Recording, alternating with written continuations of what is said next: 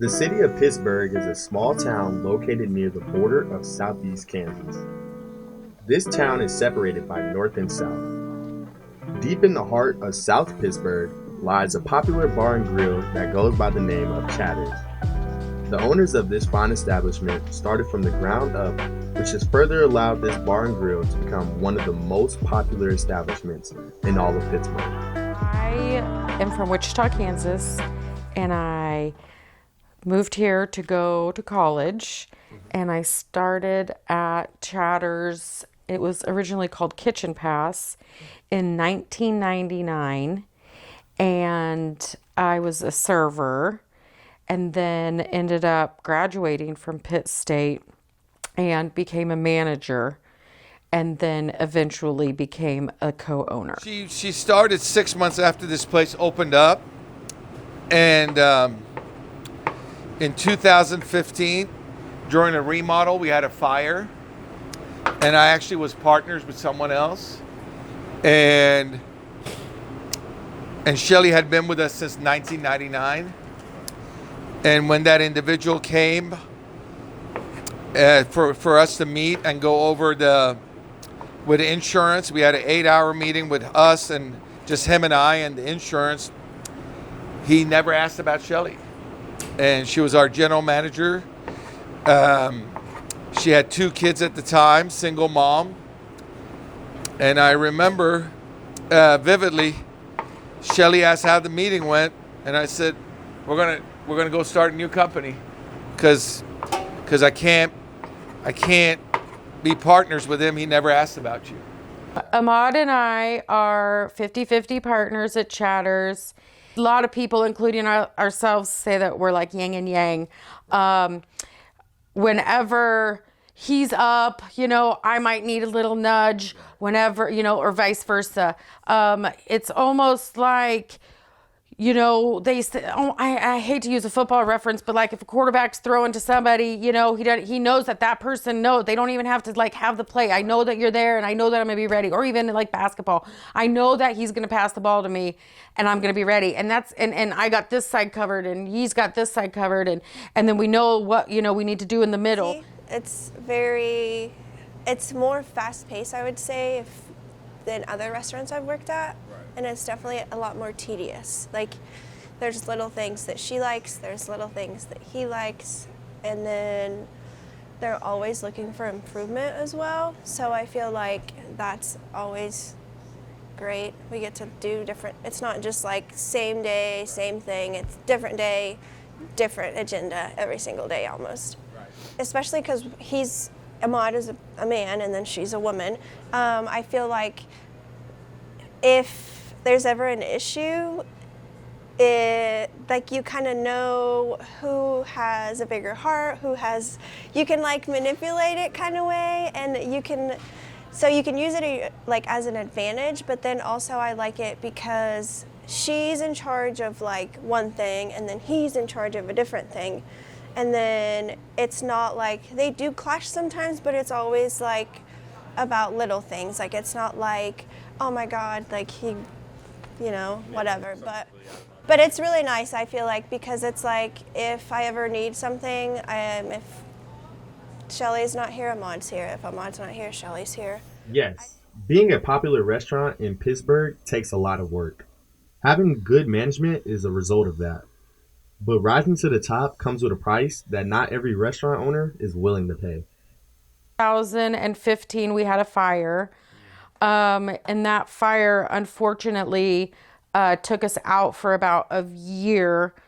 And 6 months in was dealing with the insurance. And then the second 6 months was rebuilding and, restarting, rehiring, retraining, cleaning. It was hard because we had to completely start over. New staff, basically new staff. And what route we want to go, menu wise, and it was just basically pushing the reset button. The problem is the market has changed so much. Your generation just wants to push a button and get food delivered. The art of just going out, sitting and having a dinner and visiting with friends or just hanging out at a bar is gone. You want to stream, you want to hang out. And so the problem we're right now I've got to address is the fact that our dining room is not that busy. And what do we do with that space? Because it's a very expensive rent. So, you know, our volume's still there, but it's all to go or delivery, which if that's the scenario, we don't need this big of a platform to do it on. But as far as location, in 1999, it was a hospital and us. There was nothing here. And it was in a ghost zone. And even the apartment buildings down the street, they would pull out and go north to go to Walmart. And they would shop and eat up there and come back. So it wasn't like, so it was a hard 3 years building the business, because you literally were coming here, other than going to the hospital, you were coming, to directly here. But now we're in the most rapid growth zone of the town, most highest income ratio is right here in this neighborhood, and those are great factors. And now with Walmart across the street, we have the luxury of having so many people from out of town that come here and eat, and it's primarily because we're by Walmart. Most food businesses serve only specific genres of food. This makes Chatter's all the more special because they have the most versatile food menu that you can find in all of Pittsburgh. But what people don't understand is in 1999 when we came here, we're the first one to introduce grilled fish in this market. Nobody was selling grilled fish. Charcuterie, we were the first ones to bring it. Sushi, we were the first ones to bring it. We keep bringing stuff, innovating and bringing things that the market needed.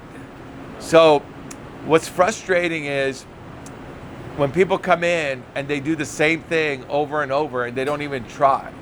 When people come in and say, we're going to be this, and not even give it a chance to evolve. And within 6 months, they're selling chicken wings and fries and burgers. I'm like, well, that's not what your game plan was. That's not what we invested all this free money and everything for, but you just changed it. Because you got to be paid. It took 3 years. My first year, my child support was $6,000 a year. My income was $8,000. Second year, $11,000. Working 75 to 80 hours a week. 2 weeks ago, I had 3 people walk out from Friday to Thursday before Thanksgiving. That Friday after the Friday before Thanksgiving, till 3 o'clock Thursday, Thanksgiving, I put in 86 hours. I lost 6 pounds at 59 pounds a day for 6 days. So it's like, it's never going to be easy. We have amazing people, but the one thing I won't compromise is how I want things done, and want people to do it that way. So I have two sons and a daughter, and my oldest son actually played football here at Pitt State. My other son actually went to play football at Washburn, but their dad played football here at Pitt State. When I was in college, did not miss a football game. I did not tailgate because there was no assigned seats. So my best friend and I we did not tailgate for 4 years. We sat when the gates opened, watched the warm up. We didn't care if it was 3 inches of ice or if it was raining. We sat there and we watched the warm up. That way we got the seats because it was before the stadium was bigger. And that's kind of how it started. I mean, we sat there, our obsession with Pitt State football, and we supported them, which of course, once I graduated, here I am now feeding the team, and many years later. And it even, it was special when they won the national championship because they were coming in all the time and we knew them personally, the players personally, and they loved Chatters just like how it is now. So yes, Pitt State football is a major supporter of Chatters. But some might ask, what has allowed this relationship to become so strong? Um, I got sick this summer, and Coach Wright had messaged me almost every single week, over and over. I'm going to get emotional. Over and over and over again, checking on me. And then he went, and I got home for one of my procedures, and the Pitt State football helmet is sitting in my kitchen, and had a personal note from the coaching staff and Coach Wright, wishing my health, or a speedy recovery. And so, I mean, I feed your team, and it got to that level where it's personal, and that's what's so special. And that's something that I feel like is what makes this town so special, because it is a small town, local business, and it's personal, and you just can't get that anywhere else, Gosh, I did not mean to get emotional. Chatters is not just a restaurant. They also have a nice bar that sits around 30 to 40 people as well. So what is more important to Chatters, the bar or the grill? We've always pushed for a restaurant before a bar. I love being, or want to always be, like your pregame. Right. Like, come pregame at Chatters. Get your drink, get your food, get your after dinner drink, take your shot, and then, and then go run around soberly and don't drink and drive. But I love, or have a DD. I love being the starter bar. I would love to have a full packed bar at midnight. It takes staff that is willing to be in it to win it, to have it that late. I like what I'm doing, and I don't care, but one day I walked in here. I walked in about 2 months ago. There's about 4 or 5 cooks standing around. I said, can somebody get me Jeff Gordon? You know who Jeff Gordon is? Yeah. The NASCAR guy.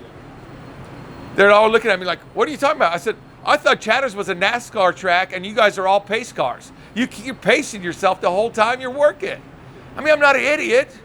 I mean, and the thing about it is, I keep telling people, I don't act differently or work differently than when I did for other people. The only thing I did differently as an own manager for other people, I was more tight ass about the money.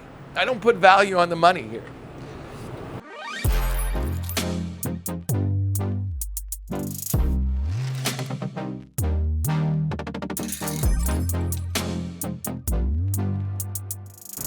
I want this for the entire class. Look in the mirror and ask yourself, what is the end game? What is your end game? Now, I'll be the first to say, we didn't question the authority and the bosses enough, my generation. But you can't sit on your ass and wanting to work 10, 15 hours a week and getting by. What is your end game? What is your end game? And if COVID didn't teach you anything, the minute disaster hit, what happened? Everybody that was working for government, everybody that was working for all these nonprofits, they went to fend for their families. They didn't say, I got to go cook food for Susie because she gets that meal free every day. You have to fend for yourself. And at your age, at your energy, this is the optimum time for you to do it. What's funny is when my business blew up and was doing well, from 2003 to 2008, I traveled so much. And people ask me, they go, why are you traveling so much? I said, I don't know if I'll be alive when I'm 60. I don't know if I'll be dealing with cancer. I don't know what I'll be dealing with, but this is the time that I have the means and everything, and I'm gonna enjoy it. So by all means, I'm not saying don't go have it, but this whole notion, I'm here to live life, not work life, is insane. It's like, and I appreciate the fact that most people in your generation don't need a big house. My first house was 1,100 square foot. I loved it. That was a home. This other one, I got a deal on it. It's 4-bedroom. I'd never use half of it. But it's not even that big. It's still only under 2,500 square feet. But what I'm saying is, have an end game. don't depend on things that are going to be there forever, because they're not.